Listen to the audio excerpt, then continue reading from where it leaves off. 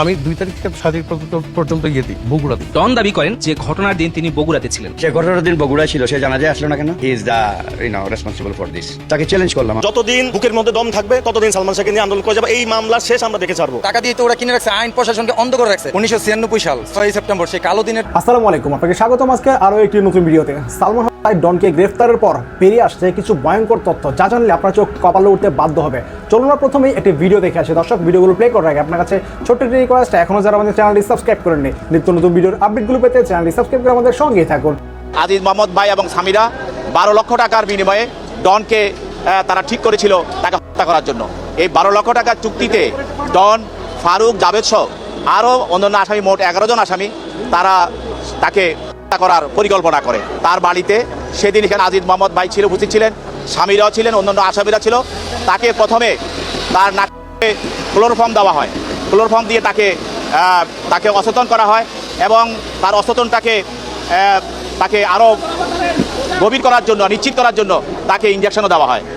তারপরে পরবর্তীতে তার মৃত্যুটাকে নিশ্চিত হওয়ার পর তাকে ফ্যানের সঙ্গে দড়ি দিয়ে রাখা হয় এবং এই যে তাকে জোড়া হয়েছিল, যেই দড়িটি সেখানে ব্যবহার করা হয়েছে, সেটা ডন তার স্বীকারোক্তিমূলক জবানবন্দি মতে ডন নিজে তার মাথায় বেঁধে সেখানে নিয়ে গিয়েছিল। মানুষ সুইসাইড করলে যদি ও যদি আমাকে বলতো যে ও কেন করেছে। একজন মানুষ সফল, তাকে লাখ লাখ কোটি কোটি মানুষ তাকে ভালোবাসে, আপনাকে তিনি ভালোবেসেছেন, আপনাকে বিয়ে করেছেন, তার জীবনে তো কোনো অভাব ছিল না। সকালবেলা ঘুম থেকে উঠে একজন মানুষ পানি চেয়ে দরজা লাগিয়ে, একজন সালমান শাহের সঙ্গে আপনি জড়িত ছিলেন, তার পার্সোনাল লাইফে তার প্রেমিকা ছিলেন, স্ত্রী ছিলেন, সংসার করেছেন। আবার সালমান শাহ একজন চিত্রনায়ক। কেমন লাগছে সালমান শাহ বিহীন এত বছর? সালমান শাহ বিহীন থাকলাম কোথায়? সবাই তো সালমান শাহকেই 24 ঘন্টা মনে রাখালো আমাকে। এখানে তো নীলা চৌধুরী তো একটা বড় ভাইটাল পার্ট প্লে করলো, যেটা আমাকে সারাক্ষণই উনি আমাকে খারাপ সাইডটা আমাকে বের করে নিয়ে এসেছে। আমি তো কিছু ফিল করার মতো অনুভূতি আমার মধ্যে আর নাই, সত্যি কথা। ফিল করেননি কোনো কিছু? ভালোভাবে কোনো কিছু ফিল করার অনুভূতি থাকবেই, সেটা তো সে আমার হাজবেন্ড ছিল। যখন সে আমার হাজবেন্ড ছিল আমি ফিল করবো না?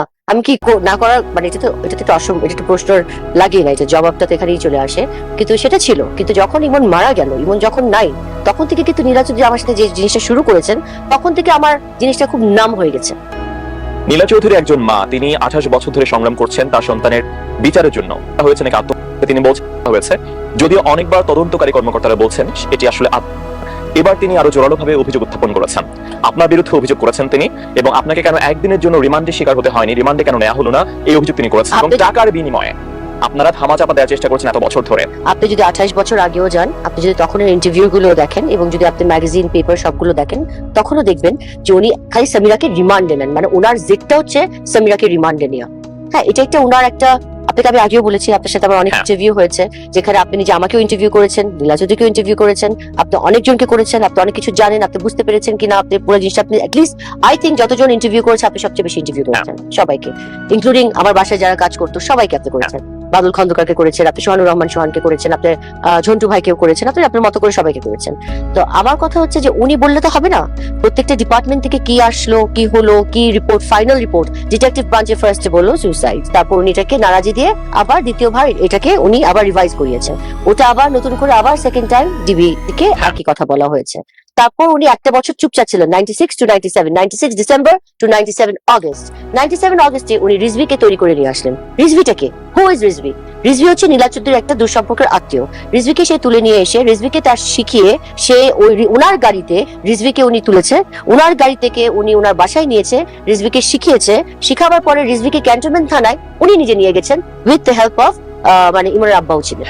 হ্যাঁ, ওখানে গিয়ে ওসির সাথে, কমিশনার তখন যে ছিলেন ওনার ইয়েতে ইনস্ট্রাকশনে, ওখানে যে ওসি ছিলেন, ওসিটার নাম মনে শাহাবুদ্দিন ছিলেন, ওসি শাহাবুদ্দিন এবং এসআই যে ছিলেন, ওনাদেরকে দিয়ে একটা জোর করে জবাববন্দি দিয়ালো ছেলেটাকে। তারপর রেজভি তো এটা 164 ধারা বুঝতেও পারিনি, সে বলেছে তার নিজের ভিডিওতে, সে বলেছে যে আমার বয়স 15 ছিল, আমি বুঝতে পারিনি, আমি সাহায্য করার জন্য, আমি সালমান শাহর ভক্ত, অন্ধ ভক্ত, এবং আমি ওটার জন্য সবকিছু করতে তখন তৈরি ছিলাম, কিন্তু আমি বুঝতে পারিনি যে আমাকে উনি প্রবলেমে ফেলে দিবে। উনি বলেছিল আমি সেলিব্রিটি হব, উনার লক্ষ্য ছিল আজিজ মোহাম্মদ থেকে 7 কোটি টাকা নিবেন এবং আমাকে অর্ধেক দিবেন এবং উনি অর্ধেক দিবেন। আপনাকে অর্ধেক দিবে বলছেন, সেই ব্যাপারে কোন রিজভিকে অর্ধেক দিবে? উনি একজন মা, উনি কেন এটা করতে চাইবেন? তার সন্তান তিনি হারিয়েছেন, সন্তানের মৃত্যু নিয়ে কি এটা তো তাহলে ব্যবসার মতো একটা ব্যাপার হলো? এটা তিনি কেন করবেন? আমাকে তো বলতে হলো না, আপনার প্রশ্নের মধ্যে উত্তর চলে আসলো। এটা কেন করবেন? আপনি তো তার সঙ্গে আপনি ছিলেন কিছুই ওরকম, she is a very very criminal minded মহিলা। ওনার কমার্শিয়ালি উনি সবকিছু চিন্তা করেন, উনি পলিটিক্যালি উনি সবসময় একটা নিজেকে নেত্রী মনে করেন, খুব স্ট্রং একটা নিজেকে, উনি কি মনে করেন উনি শুধু জানেন। এটা ওনার একটা ইচ্ছা ছিল এবং আমি মনে করি উনি যেহেতু ইমন ছিল না, আর ইমন থাকা অবস্থায় ইমন থেকে তো উনি সম্পূর্ণভাবে ইমনের সাপোর্টটা দিতেন, কিন্তু যেহেতু ইমন যখন ছিল না তখন উনি ইমনের উপরে ইমনের নাম দিয়ে উনি এটা সিম্পাথি নিয়ে ফ্যানদের থেকে, আপনি জানেন অনেকগুলো ফ্যান পেজ, হাজার হাজার ফ্যান পেজ খুলেছে, হাজার হাজার ফ্যান পেজের মাধ্যমে উনি কিভাবে ফ্যানদেরকে যোগাযোগ করে, কিভাবে উত্তেজিত করে মানুষকে মানে মিথ্যা কথা বলিয়ে মানুষকে মানে বিভ্রান্ত করেছেন। শুধুমাত্র কি তাহলে বিভ্রান্ত করার জন্য এতটা বছর ধরে তিনি চেষ্টা করে যাচ্ছেন? শুধুমাত্র সরকারের বিভিন্ন মহলের সঙ্গে তিনি যোগাযোগ করেছেন। এর আগে আমরা দেখেছি সাবেক সরকার প্রধান শেখ হাসিনা, তার সঙ্গেও তিনি দেখা করার চেষ্টা করেছেন, দেখাও করেছেন এবং বিচারের আশ্বাস তিনি পেয়েছেন। যদিও বিচার হলো বা মনোজ কুমার পিবিআই থেকে যে সংবাদ সম্মেলন করে যেটা বলা হলো তাতে তিনি সন্তুষ্ট হননি। কিসে সন্তুষ্ট? উনি তো ডিবিতে প্রথমেই সন্তুষ্ট না, সেকেন্ড টাইমও না, সিআইডি তে তো ওনার একটা বড় ঝামেলায় উনি পড়েছিল। সিআইডি তে যখন উনি রেজভিকে নিয়ে এসেছে, রেজভি যখন পুরো জিনিসটা খুলে বলেছে, তখন তো ওনার এগেইনস্টে একটা কেস করতে বলা হয়েছিল আমাকে সিআইডি থেকে। সেই কেসটা আমি করিনি। কেন করেননি? করিনি, তখন তখন চাইলে আমি আপনি বুঝতে এই পারিনি মামলাটাকে- জিনিসটা এরকম ছিল। আচ্ছা। আমি ভেবেছি এটা একটা জায়গায় থেমে যাবে, এটা একটা এখনো গরম গরম আছে, এটা আমি বুঝতে পারিনি যে নীলা যদি এটাকে এত স্ট্রংলি এটাকে করে যাবে এত বছর। আপনি বারবার বলছেন এটা এটা আমি আপনারা একা দাবি বলছি না, এটা সবাই বলছে। আপনার দাবিটা এটা সবচেয়ে বেশি গুরুত্বপূর্ণ। প্রত্যেকটা ইনভেস্টিগেশন ডিপার্টমেন্ট হ্যাঁ, কিন্তু আপনার দাবি সবচেয়ে বেশি গুরুত্বপূর্ণ। আপনি ছিলেন সেখানে, কেন করেছেন? সবার প্রশ্ন একটাই, কেন কেন সালমান সাইড শাহ করে আপনি আমাকে দর্শক, আশা করি সম্পূর্ণ ভিডিওটি দেখেছেন। দর্শক, এই ভিডিও সম্বন্ধে যদি আপনার কোনো মতামত থাকে তাহলে অবশ্যই কমেন্ট করে জানাবেন। ভিডিওটি ভালো লাগলে একটা লাইক করবেন। দেখা হচ্ছে পরবর্তী কোনো ভিডিওতে। সেই পর্যন্ত সবাই ভালো থাকবেন, সুস্থ থাকবেন।